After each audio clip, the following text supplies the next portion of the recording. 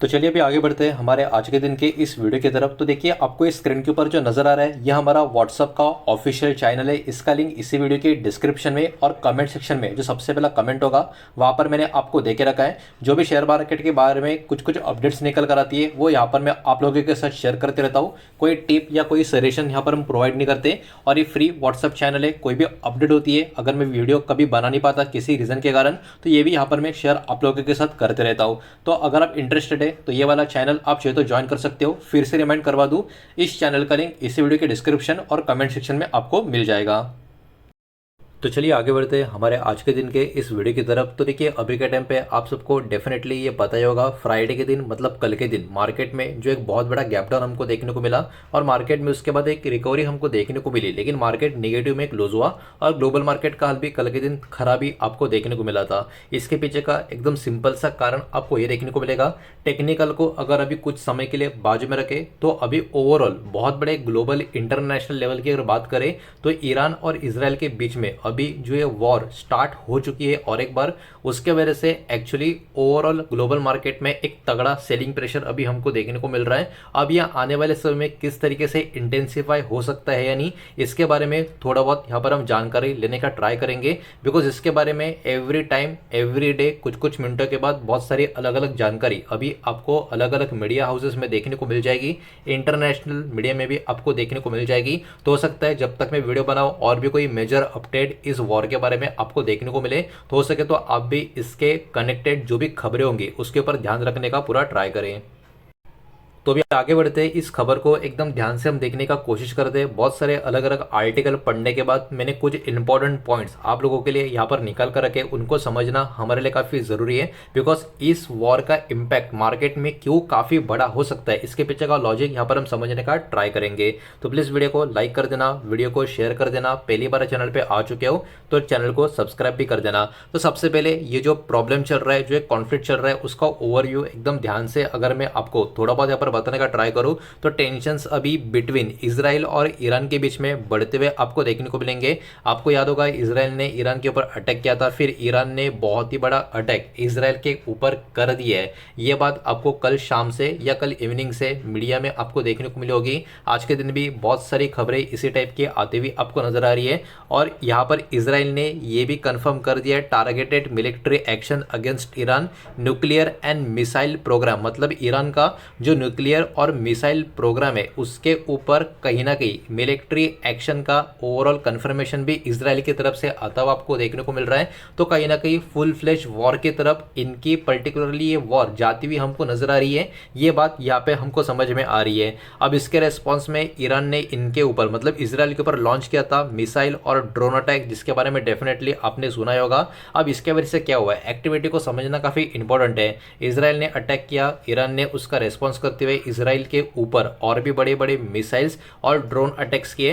तो इसके वजह से अभी क्या हुआ है, खतरा यहाँ पर बढ़ चुका है एक लॉन्ग वार का, जिसके कारण ग्लोबल मार्केट काफी बुरी तरीके से सफर करता हुआ आपको देखने को मिला था फ्राइडे के दिन। हालांकि हमारे मार्केट में रिकवरी आ गई थी, लेकिन यहाँ पर जो खतरा है वो एक बड़ी वॉर का या लंबी वॉर का, बड़ी वॉर कहना गलत होगा लेकिन एक लंबी वॉर का। लंबी वॉर का मतलब क्या, जैसे अभी ये रशिया यूक्रेन का वॉर आप सबको पता है अब तक खत्म हुआ नहीं है, अभी भी चल रहा है। और कभी भी कोई बड़ी वॉर जब होती है वो ऑब्वियस सी बात है ग्लोबल मार्केट ग्लोबल कंडीशंस को, ग्लोबल अलग अलग देश जो है उनको कहीं ना कहीं बहुत ज्यादा मुश्किलों में डालने का काम करती है। बिकॉज अभी का टाइम ऐसा है कि हर एक कंट्री किसी ना किसी वजह से किसी और कंट्री के ऊपर डिपेंड है, भले ही उनका उनके साथ प्रीवियसली कुछ अच्छा नाता ना हो, लेकिन अभी के टाइम जरूरत हर एक कंट्री की एक दूसरे को काफी ज्यादा है। तो जब भी ये वॉर टाइप की सिचुएशन आती है ऑब्वियस सी बात है उसका खामियाजा सबको यहाँ पर भुगतना पड़ता है। ये बात भी यहाँ पर आपको ध्यान में रखनी होगी। तो ये वॉर जितनी आगे बढ़ेगी, जितनी लंबी वॉर बढ़ने का चांस होगा, याद रखना मार्केट में ऐसे ही बड़े बड़े झटके इन बिटवीन लगते रहेंगे, जहां पर टेक्निकल भी इन बिटवीन फेल होता हुआ आपको देखने को मिल सकता है।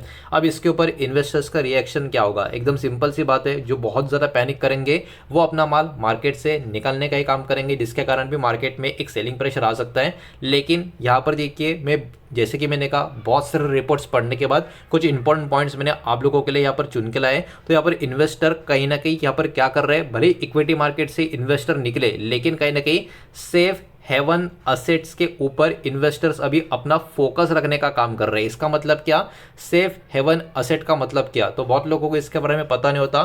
तो यहाँ पर ज़्यादा करके गोल्ड मार्केट की बात हो रही है, करेंसी मार्केट की बात हो रही है। खास करके गोल्ड और करेंसी को काफ़ी सेफ गिना जाता है लॉन्ग टर्म के हिसाब से। तो अभी इन्वेस्टर्स का ज़्यादा फोकस इक्विटी से भी और ट्रेडिंग से भी कहीं ना कहीं इनके ऊपर आता हुआ आपको देखने को मिल रहा है। बिकॉज यहाँ पर जो ग्लोबल मार्केट से वो डेफिनेटली वॉलेटिलिटी आपको इनमें देखने को मिल सकती है। जैसा कल के दिन हमारे मार्केट में भी देखने को मिला, प्रीवियसली भी मार्केट में हमारा गिरावट था, कल के दिन मेजर गैप डाउन हुआ, वहां से जबरदस्त रिकवरी हमको देखने को मिली, ओवरऑल हम नेगेटिव में क्लोज हुए। तो मार्केट में वॉलेटिलिटी इसके कारण बढ़ती हुई आपको नजर आएगी।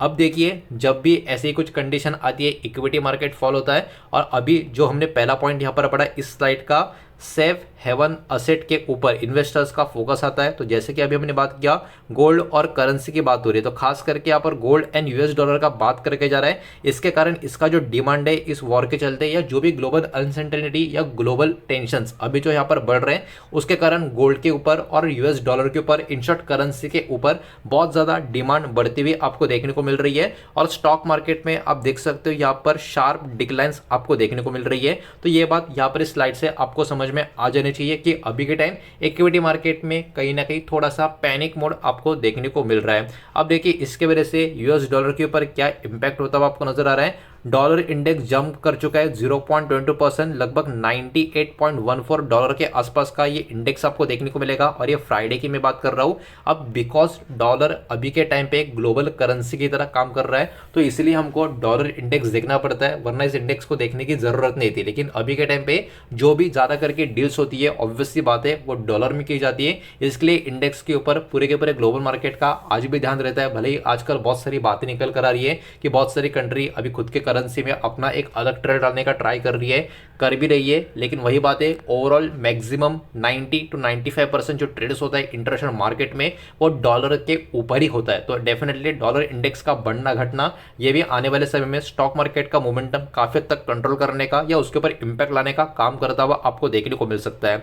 अब देखिए डॉलर इंडेक्स जो है ये रिकवर होता हुआ आपको देखने को मिल रहा है। 3 ईयर लो का जब हिट किया था उसके बाद से, मतलब 3 साल के लो से अभी डॉलर इंडेक्स में फिर से रिकवरी आते हुए आपको देखने को मिल रही है। तो कहीं ना कहीं ये भी एक इंडिकेशन है कि इक्विटी मार्केट में थोड़ा सा अभी के लिए पैनिक मोड देखने को मिल सकता है। और इसके वजह से सेफ हेवन करेंसी कहीं ना कहीं फिर से अपर साइड का मोमेंटम करते हुए नजर आ सकती है। अब ये टोटल जो भी डिपेंडेंसी है ये मिडिल ईस्ट का जो टेंशन है इसके वजह से हो रहा है। तो ये मिडिल ईस्ट का जो टेंशन है ये कहीं ना कहीं डॉलर इंडेक्स को रिबाउंड करने का काम कर रहा है। तो यहाँ पर एक बात समझना, जब तक ये वॉर टाइप सिचुएशन बनी रहेगी डॉलर इंडेक्स ऊपर की तरफ जाता रहेगा, जिसके कारण इक्विटी मार्केट में आपको थोड़ा बहुत झटका इन बिटवीन बड़े बड़े वाले लगते हुए देखने को मिले।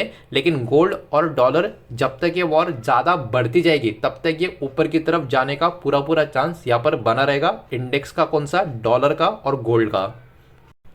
उसके अलावा नेक्स्ट स्लाइड की बात करें, अभी जो मैंने बात की गोल्ड प्राइस का जो ओवरऑल सर्जिंग आपको देखने को मिल रहा है, बिकॉज ये भी एक सेफ असेट में गिना जाता है। तो इसके ऊपर हम यहाँ पर टाइम वेस्ट नहीं करेंगे। अभी प्रीवियस स्लाइड में हमने पढ़ा ही था कि गोल्ड प्राइस भी यहाँ से ऊपर की तरफ ज्यादा आपको नजर आएगा। हालांकि यहाँ पर आप पढ़ोगे तो बहुत सारे गोल्ड के यहाँ पर आपको देखने को मिलेंगे जो भी टेंशन अभी यहाँ पर बढ़े इसके वजह से गोल्ड का प्राइस जो है ऊपर की तरफ जाता हुआ नजर आ रहा है। हालांकि ये डॉलर रेट में आपको देखने को मिल रहा है, लेकिन इंडियन मार्केट की बात करिए, इंडियन ग्लोबल माफ कीजिएगा इंडियन गोल्ड मार्केट की बात करें तो इंडिया में सोने का रेट 1 लाख के ऊपर जाता हुआ आपको देखने को मिल चुका है। कल के दिन अगर आपने ट्रेडिंग की होगी या आपने ध्यान दिया होगा तो आपने देखा होगा 1 लाख के ऊपर सोने का भाव एक्चुअली इंडेक्स की बात कर रहा हूं क्रॉस होता हुआ हमको देखने को मिला है। 5 या 6% की तेजी गोल्ड के रेट में हमको देखने को मिली थी।